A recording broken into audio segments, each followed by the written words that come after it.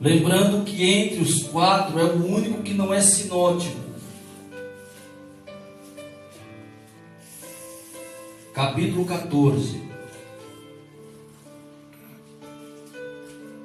Amém? Esse texto é lindo. Todos acharam? Amém. Não se turbe o vosso coração. Credes em Deus. Crede também em mim. Na casa de meu pai há muitas moradas.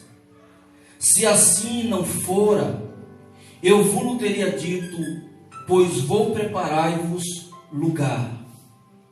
E quando eu for e vos preparar lugar, voltarei e vos receberei para mim mesmo, para que onde eu estou, estejais vós também.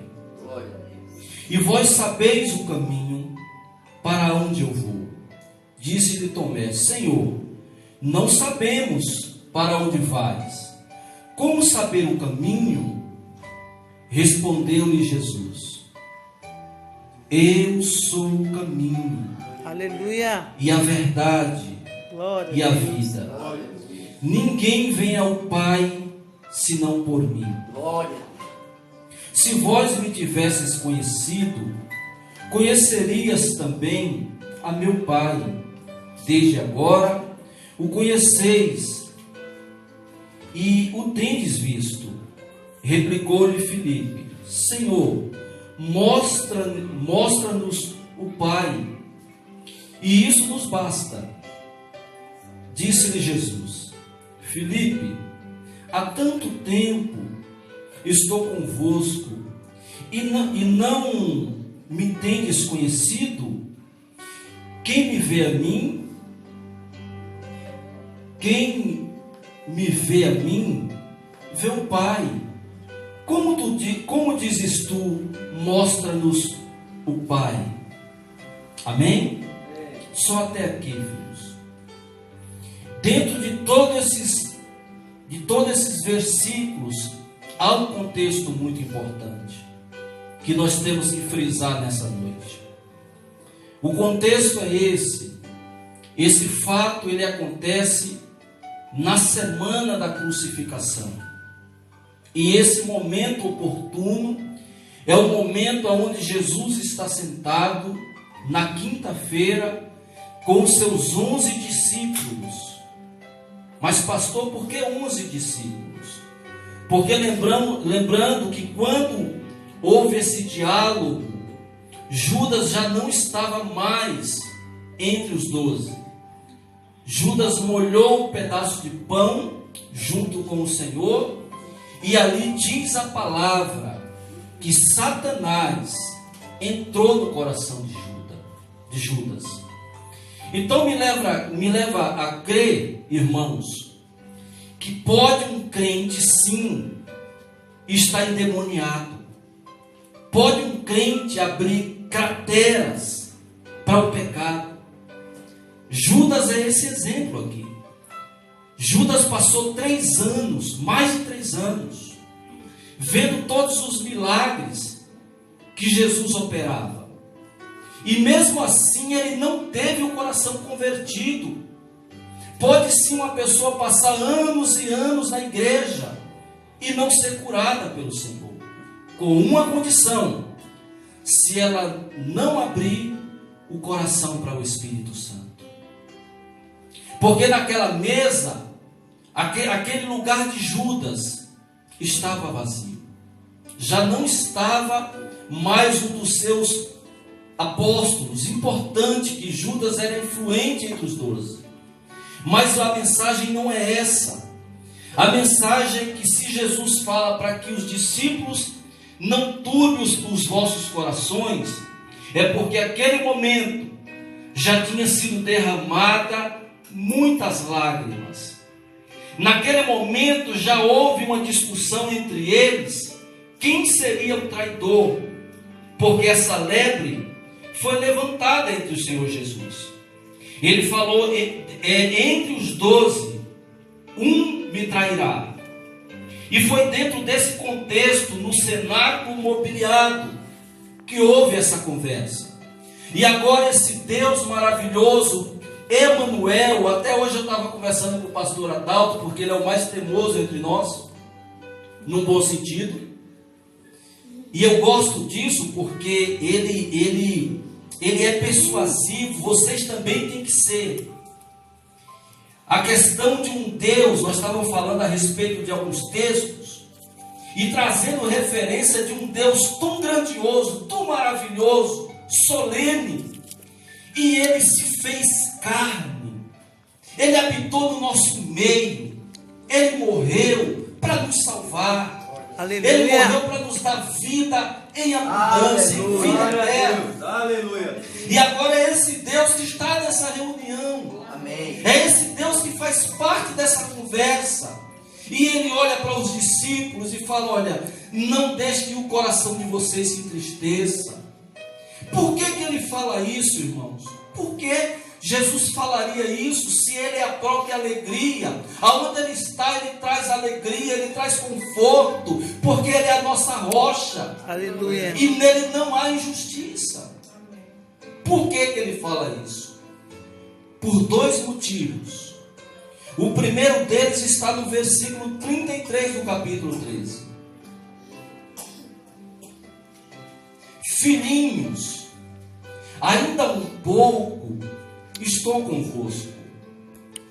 Buscar-me-eis, e o que eu disse aos judeus também agora vos digo a vós outros: para onde eu vou, vós não podeis ir. A primeira tristeza que entra no coração dos apóstolos é saber que esse mestre, esse homem que tanto os ensinou, agora está falando que vai largar deles. Agora está falando que vai deixá-los por pouco tempo, mas vai deixá-los. E sem falar que nos textos anteriores, onde ele está falando a respeito da sua ressurreição, eles também já vinham falando do reino de Deus, da morada celestial. E os discípulos aqui já começam a entender. Eles já começam a entender que esse Senhor, ele não veio para estabelecer um reino humano. Ele veio para estabelecer o reino dele, o reino da graça, o reino da justiça. Porque a concepção dos romanos, dos judeus, era que na hora que os romanos afluíssem contra Jerusalém, Jesus ia falar: basta, eu estou aqui para resolver o problema.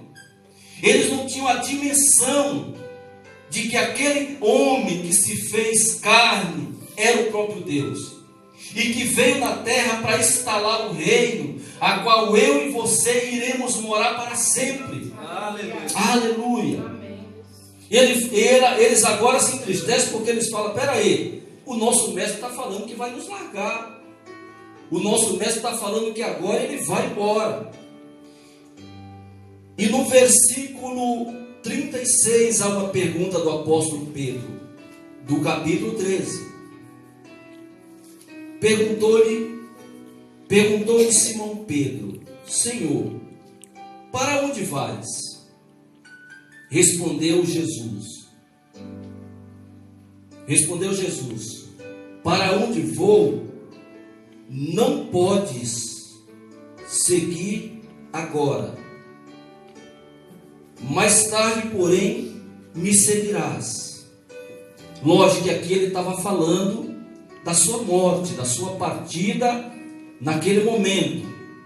E quando chega no versículo 14, ele começa a falar de um outro assunto que é maravilhoso, que eu acho que todo pastor, antes de trazer a questão de prosperidade, cura, milagres, eles poderiam trazer, realçar mais esse texto, porque esse texto fala de algo sublime, algo que irá acontecer, algo que eu e você participaremos disso. Glória a Deus. Então, por isso que ele fala no versículo 1 do capítulo 14: não se turbe o vosso coração, credes em Deus, credes também em mim. Jesus aqui agora, ele assume a responsabilidade de ele e o Pai ser um só. Porque senão os discípulos agora eles ficaram confusos. Porque nos 10 mandamentos, nós bem sabemos disso, que um dos mandamentos era para nós não adorar nenhum tipo de pessoa que não fosse a Deus. Então, quando Jesus fala aqui para os discípulos, creres em Deus e também em mim, ele está assumindo a forma de quem? De Deus. Porque se os discípulos não acreditassem naquilo que ele estava falando, eles iam entrar em paradoxo com si mesmos, porque eles iam falar, peraí, eu sempre aprendi na lei, na Torá, no Pentateuco, que nós só devemos adorar a Deus e crer em Deus. Como é que agora esse homem fala para crer em Deus e também crer nele? Só que os discípulos não poderiam questionar. Jamais. Por que os discípulos não poderiam questionar? Porque há 3 anos atrás eles viam muito bem pessoas sendo curadas. Eles viram quando esse mesmo Senhor que está falando com eles andou por sobre as águas. Alguns deles viram quando esse mesmo Senhor lá no monte da transfiguração, o seu rosto, as suas vestes ficou branca como a lã. Eles viram como que o Senhor ficou com o seu rosto resplandecente. Então eles não poderiam questionar. Mesmo que se eles quisessem, eles não poderiam falar, peraí, calma aí, eu posso até crer em Deus, mas crer nesse homem já é demais. Porque Jesus, aquilo que ele falava, acontecia. Glória a Deus. Eu quero falar para você nessa noite, filhos, Jesus falou que nós não podemos e nem devemos ficar preocupados, ficar com o nosso coração aflito, porque a boa obra que ele começou em nós, ele tem poder demais para concluir. Aleluia. Amém? Então esse foi o contexto. Na noite da ceia, ali foram derramadas muitas lágrimas. Imagina só, o seu mestre está indo embora, o seu mestre está sendo morto, o seu mestre agora está falando que ele vai ser morto, ele vai ser entregue, mas que ele também iria ressuscitar. Vamos para o versículo 2. Na casa de meu pai há muitas moradas. Se assim não fora, eu vou-lo teria dito, pois vou preparar-vos lugar. Ainda há algumas pessoas falando, até pregando a respeito disso, porque é uma confusão de interpretação neste versículo. Nesse versículo, já vi algumas pessoas até imaginar que Jesus, depois da sua morte e ressurreição, ele foi para lá, para o céu, e levou lá uma equipe de carpinteiros, de pedreiros, e ele está até hoje fazendo mansões celestiais. Tem pessoas que enxergam o céu, por exemplo, um grande condomínio, e várias moradas, e cada um tem da sua morada. E tem pessoas que na sua mente imaginam que seja isso. Nada disso. Jesus está falando que no céu há lugar para os filhos de Deus. Aleluia. Na casa do Pai há muitas moradas. Glória. Aí vem outra situação no mesmo texto. No mesmo texto. Vamos para a parte. Vamos para o versículo 3. Ainda no 2 ele fala assim: se assim não fora, eu vos teria dito, pois vou preparar-vos lugar. Agora, imagina só, se Jesus tivesse ido preparar lugar nos céus para os seus filhos morarem, como que ficaria Mateus 25:34? como ficaria o texto de Mateus 25, 34? Vamos lá para Mateus 25, 34. Não tem sentido, por isso que nós temos que pedir a Deus, pedir ao Espírito Santo que venhamos entender as delícias que Jesus falava para os apóstolos, está falando conosco nessa noite. Mateus 25, só o versículo 34. Eu vou pedir para a pastora ler, porque na tradução dela é diferente da nossa. E eu acompanho, os irmãos acompanham, nós acompanhamos juntos. Amém?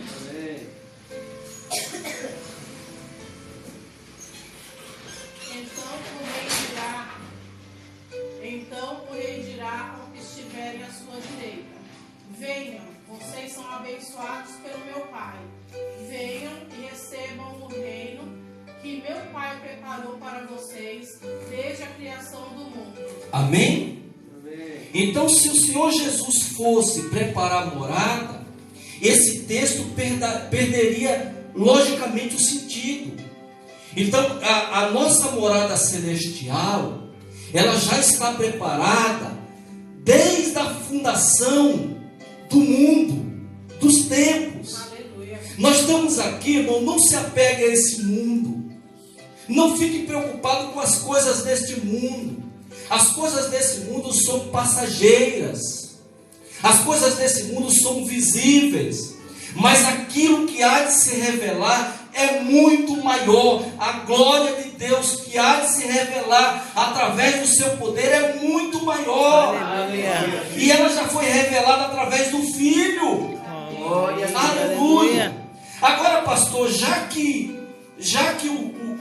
o Mateus 25, 34 está falando que havia, já existe morada para os filhos, aonde seremos chamados de bendito. Olha que coisa linda, irmãos. Já pensou? Nós estamos no lado direito e ele, com aquela voz maravilhosa, fala: vinde, benditos de meu Pai. Aleluia. Sabe para quem que ele está falando isso? Ele está falando para você, filho. Aleluia. Ele está falando para você: vinde, benditos de meu Pai. Olha lá, o lugar que já foi preparado desde a fundação do mundo. Sabe, irmão, nós achamos, quando chegamos olhamos as paisagens de Paris, ou se não do nosso Brasil, nós ficamos abismados, né? Com tudo isso, irmão. Tem coisa muito grande para os filhos de Deus. Mas vamos voltar para João, que está ficando maravilhoso.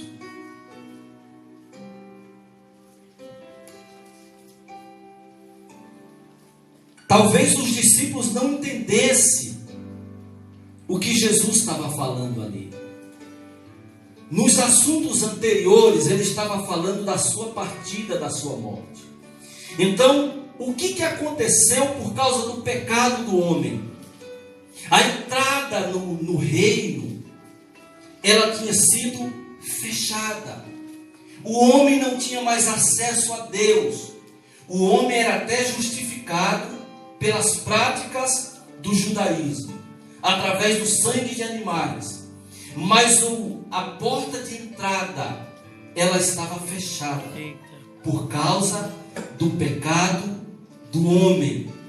E só poderia abrir essa porta o justo, o santo, o poderoso, o cordeiro, aquele que tirou e tira o pecado do mundo.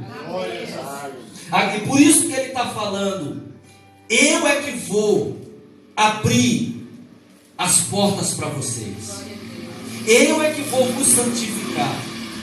Agora nós vamos lá para Hebreus capítulo 10, para nós entendermos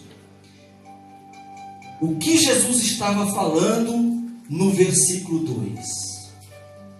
Hebreus capítulo 10.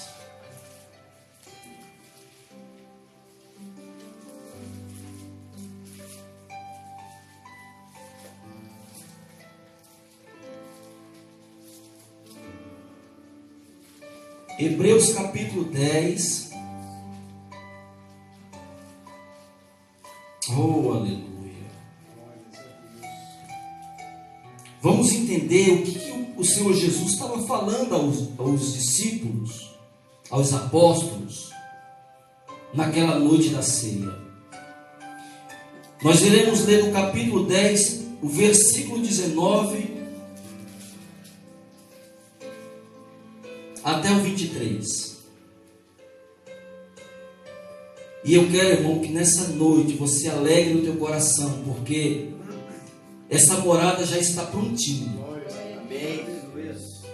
Tendo, pois, irmãos, intrepidez para entrar no Santo dos Santos, pelo sangue de Jesus, pelo novo e vivo Aleluia. caminho que Ele nos consagrou pelo véu, isso é, pela sua carne, e tendo o grande sacerdote sobre a casa de Deus, aproximemo-nos com um sincero coração, em plena certeza de fé, tendo o coração purificado, aleluia, tendo o coração purificado de má consciência, e lavado o corpo com a pura água. Lembra-se que ele falou que ele é a fonte da água da vida?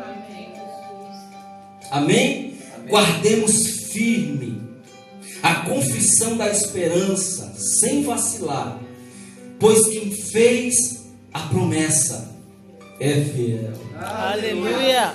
Então Jesus, ele está falando que a única forma dele preparar o caminho, preparar a morada, ele tinha que ser o cordeiro, ele tinha que passar pela cruz, ele tinha que passar pela via dolorosa, ele tinha que passar pelo cálice da ira de Deus, para que eu e você tivéssemos vidas e tivesse acesso à casa do Pai. Glória a Deus, aleluia. Oh Senhor, a casa do Pai agora, ela faz parte das nossas vidas. Aleluia. Você não precisa morrer para ir para o céu.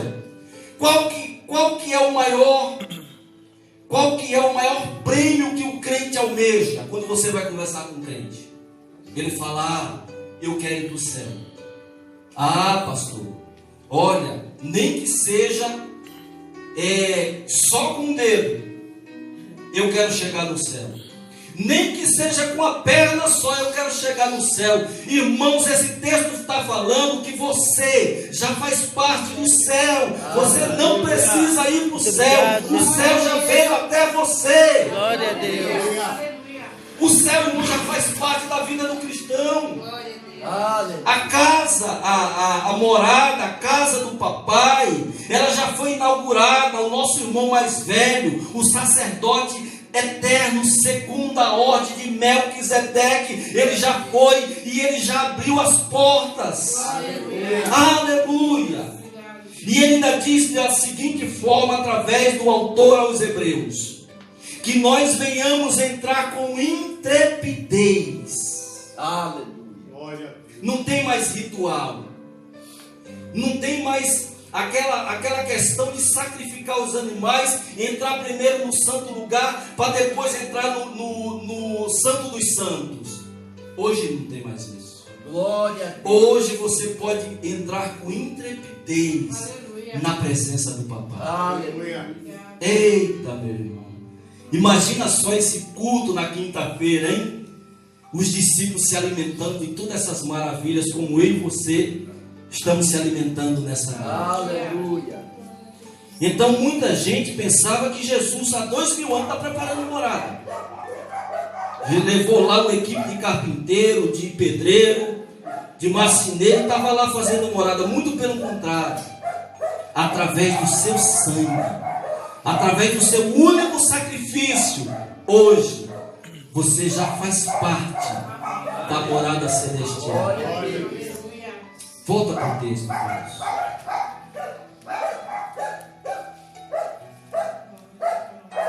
Oh Senhor.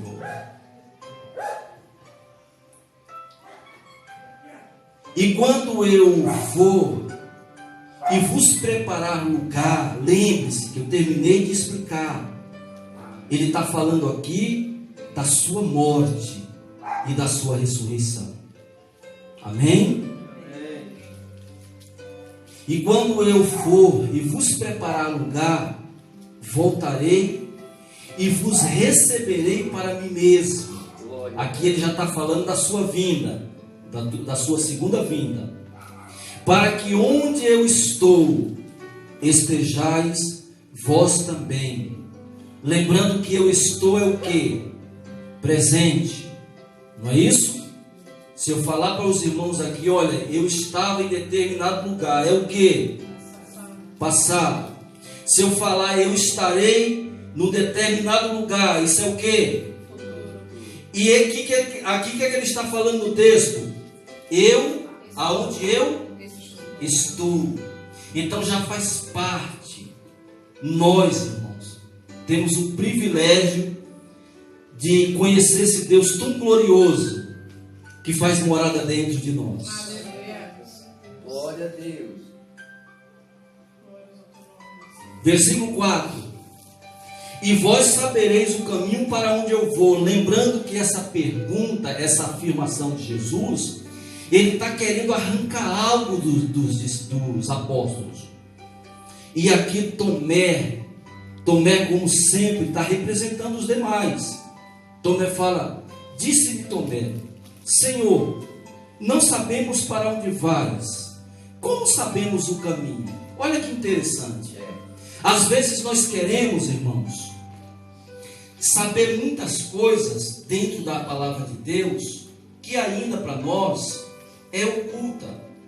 Imagina só, Tomé passou 3 anos andando com Jesus. E Jesus, com certeza, não foi só esse diálogo que eles estiveram, mas tiveram vários. Jesus falou do céu, falou da sua partida, nas suas pregações, ele falou muitas vezes da salvação, da vida eterna. No texto do capítulo 13 fala que quando os gregos eles se apresentam a André e a Filipe querendo ver Jesus, ali Jesus ele começa a falar da sua morte, quando ele fala que se o grão de trigo cair e não morrer, não produz, mas se ele morrer, produzirá muitos frutos. Ali ele estava falando da sua morte, e os discípulos estavam lá.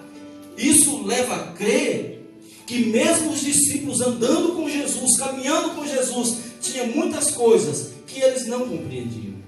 Porque uma pergunta dessa de Tomé é uma pergunta de alguém que não está compreendendo de que assunto Jesus está falando.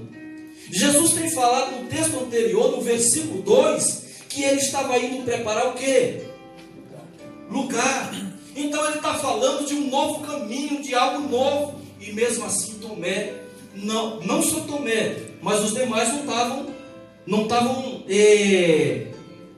compreendendo essas coisas. Tem coisas, por exemplo, às vezes, eu não sei se já aconteceu isso com vocês. Vocês lêem um texto hoje, não compreendem. O Espírito Santo, ele traz a revelação do texto e você passa a compreender. A mesma coisa foi os apóstolos. Muitas coisas eles compreenderam depois da crucificação. Eles começaram a compreender depois do crescimento da igreja de Atos dos Apóstolos. Olha, para nós termos a ideia, Jesus falou: olha, aquele que coloca o pedaço de pão junto comigo irá me trair. Eles estavam tão, como é que se fala? Desapercebido, que Judas colocou junto com o Senhor Jesus o pedaço de pão. Eles não notaram. Para você ver como eles não tinham compreendido, Judas sai, Jesus fala: olha, o que você tiver de fazer, faça agora. Judas sai do âmbito da reunião e eles não percebem. Irmãos, outra coisa que nós temos que prestar atenção: leia a palavra e peça clareza para Deus. Num culto com a palavra, questione. Sabe por quê? Tem muitas coisas que só o Espírito Santo revela. Amém. Oh, Deus maravilhoso. E aqui ele faz uma declaração bombástica. Respondeu-lhe Jesus: eu sou o caminho. Aleluia. Glória a Deus. É eu que estou indo à frente. Aleluia. É eu que estou abrindo os ferrolhos Aleluia. da nova morada da casa do Pai. Sabe, irmãos, é uma loucura aquilo que eu vou falar. Mas nós vivemos nesse mundo como forasteiros e peregrinos. O nosso lugar não é aqui. O nosso lugar é lá. É junto com o Pai. É para isso que o nosso irmão mais velho, o Senhor Jesus, ele veio, morreu e ressuscitou. Porque os planos dele é nos levar junto para morar com ele. Aleluia.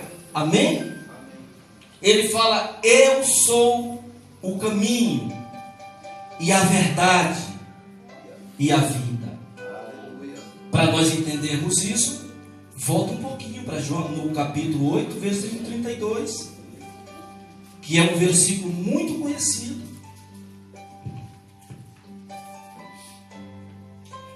É muito conhecido. Eu vou ler do 32 ao 36, do capítulo 8. E conhecereis a verdade, e a verdade vos libertará. Aleluia. Irmão, isso aqui é mais profundo do que eu e você possa imaginar. Se o homem não conhecer a Jesus, ele ainda é escravo do pecado. Olha que coisa interessante e forte que eu vou falar nessa noite. Estou parecendo aqueles pastor tocha. Coisa forte eu falarei.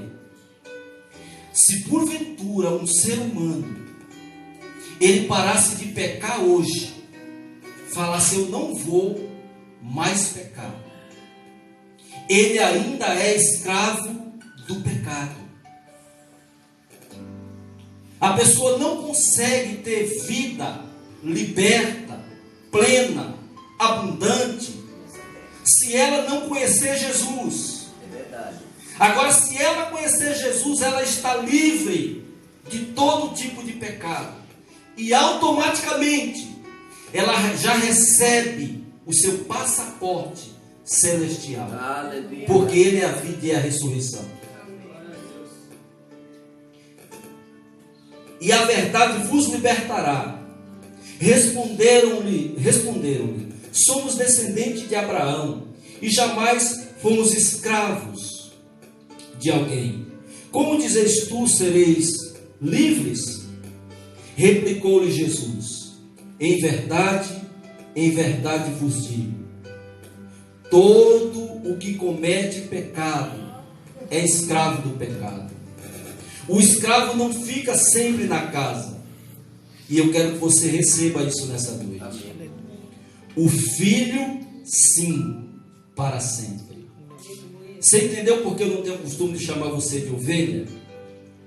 Você entendeu por que eu não gosto dessa questão de falar que alguém é minha ovelha? Porque, irmão, eu faço parte do mesmo plano que você faz.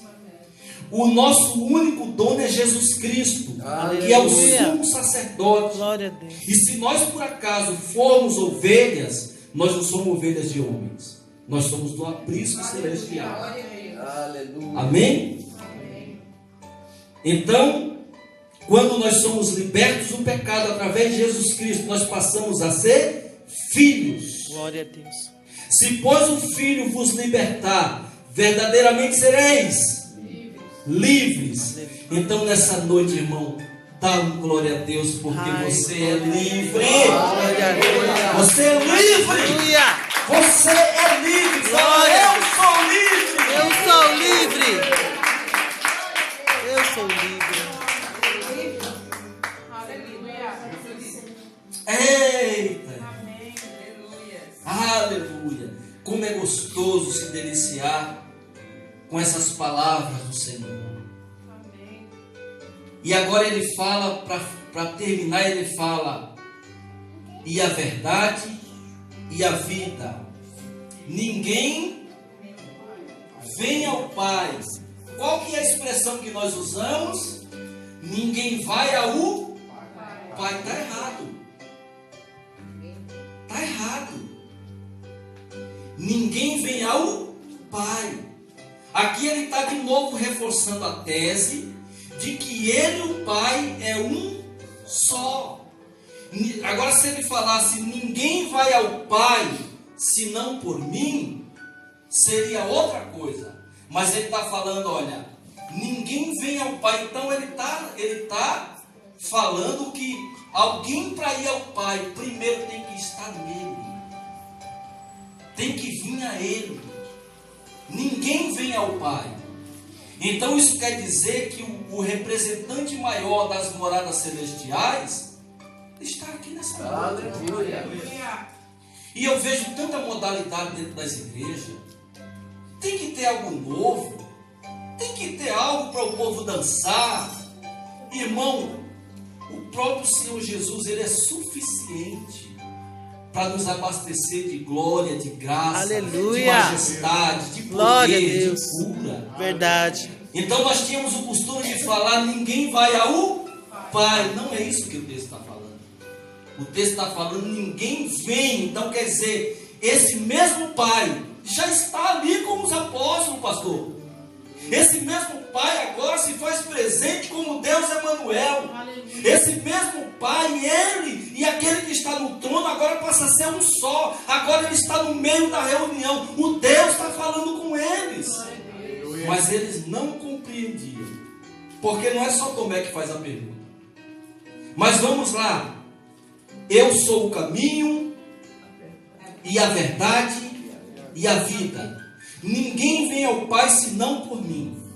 Então, queridos, por mais que eu goste dos nossos irmãos católicos, por mais que eu ame os nossos irmãos católicos, a doutrina do papado está totalmente equivocada.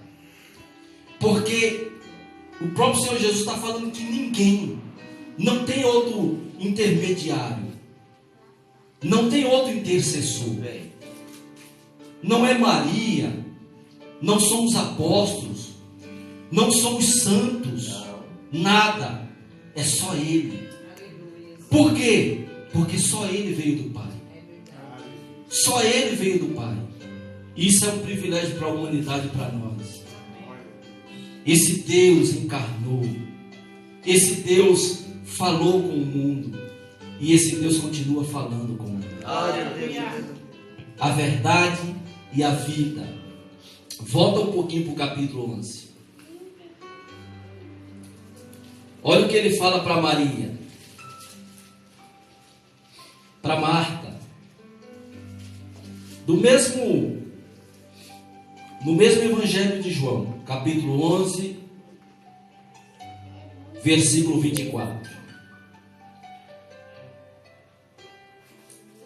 Palavras de Marta. Eu sei, replicou Marta, que ele há de ressurgir na ressurreição no último dia. Ela está usando a tese do judaísmo, porque todo judeu crê que haverá o juízo final, a ressurreição. Até hoje o judeu crê. Ele pode até não crer que Jesus foi o Messias enviado, mas eles creem que haverá ressurreição. Aí essa resposta aqui, irmãos, essa resposta é linda. Disse-lhe Jesus: eu sou a ressurreição. Aleluia. E a vida. Glória a Deus. Quem crê em mim, ainda que morra, viverá. E todo o que vive e crê em mim não morrerá eternamente. Crês isto? Amém? Amém. Voltando para nós concluirmos essa mensagem linda trazida pelo Espírito Santo. Se vós me tivestes conhecido, versículo 7. Se vós tivesses conhecido, conhecerias também a meu Pai. Desde agora o conheceis e o tendes visto. Replicou-lhe Filipe: Senhor, mostra-nos o Pai, e isto nos basta. O que Filipe esperava aqui? E Filipe estava esperando algo grandioso, como Deus se manifestava, como se manifestou, por exemplo, no Sinai, naquela coluna, onde, naquela nuvem, aonde as pessoas viam a glória de Deus, a Shekinah de Deus. Filipe estava esperando algo muito grandioso, como o fato de Deus se manifestar a Elias em Horebe, através de um terremoto, depois através do fogo, depois através de um vento manso. Filipe não estava compreendendo que o próprio Deus estava ali com ele, que já era o suficiente. Até hoje as pessoas imaginam Deus assim: para Deus estar no lugar, tem que ter algo fantástico. O irmão tem que sair sapateando, o outro tem que sair correndo, alguém tem que sair profetizando, gritando. Irmãos, Ele já se manifestou através do seu poder. Ele está aqui entre nós. E é Ele que cura, é Ele que restaura, Ele é o caminho. Glória a Deus. Oh, Senhor maravilhoso. E ele olha para Filipe. Disse-lhe Jesus: Filipe, há tanto tempo estou convosco. Lembre-se que agora ele está introduzindo os demais. E não me tens conhecido? Quem me vê a mim, vê o Pai. Como dizes tu: mostra-nos o Pai? Fica de pé, filho. Aleluia. Aleluia. Sabe, querido, ainda há muitas coisas tão claras e nuas perante os nossos olhos. Esse Deus trino, esse Deus poderoso presente nas nossas vidas, Ele é o mesmo, Ele não mudou. Sabe, irmão, não precisa ter inovações para que haja cura. Eu não preciso chegar aqui de talite. Eu não preciso me vestir de vestes resplandecentes. Eu não preciso aqui trazer algo místico para que eu entenda que Jesus está aqui. Amém. Porque a palavra dele, pura e cristalina, está aqui. Amém. Sabe, irmão, as moradas celestiais, elas já estão prontas. E elas são pertencentes a mim e a você. Amém. Sabe, às vezes nós pedimos a Deus aquilo que não há necessidade. Não há necessidade. Tudo aquilo que nós estamos fazendo nessa noite, partilhando dessa mesa, congratulando juntos, comungando, tudo isso faz parte de um plano maior. Esse culto de ceia é o culto mais especial na vida de um cristão. Amém. O cristão, ele pode, se nós estamos profetizando, que teremos um ano grandioso de grandes colheitas. Eu creio nisso. Mas isso, irmão, é a ponta do iceberg. Aleluia. Isso é muito pequeno diante daquilo que Deus tem para mim e para você. Sabe, irmão, antes eu almejava o céu. A minha preocupação é se eu ia ou não ia para o céu. E dentro desse texto, o próprio Senhor Jesus falou: olha, quando eu voltar, lembre-se que eu vou voltar e trarei vocês para mim, para vocês estarem pertinho de mim. Sabe, esse mesmo Jesus hoje está aqui nessa noite, aleluia, se revelando através do seu Santo Espírito. Glória a Deus. Quando nós participamos dessa ceia, nós até observamos e analisamos que é algo que podemos pegar, mas ao mesmo tempo, pela fé, compreendemos que esse ato é espiritual. Isso é um mandamento. A ceia é um mandamento. O batismo é um mandamento. Então, um filho de Deus, aquele que sabe, tem certeza que é um filho de Deus, ele não pode ter dúvida. O próprio texto de Hebreus fala que nós temos que entrar com intrepidez, com alegria, com coragem, com satisfação, não com culpa. Eu não vou tocar nessa mesa porque, meu Deus, se eu tocar e tiver de pecado, eu vou morrer. Não compreendo o texto da ceia. Não compreendo o texto da ceia. Se eu tomar indignamente, meu Deus, o que será de mim? Talvez caia até fogo do céu, hein? Irmãos, nós entramos com o nosso coração sincero. Aleluia. A Escritura fala que o caminho já foi aberto, e não é o caminho, é o novo e vivo Glória a Deus. caminho. Aleluia. Amém? Glória. Nós iremos nos preparar agora. Quero já chamar os pastores.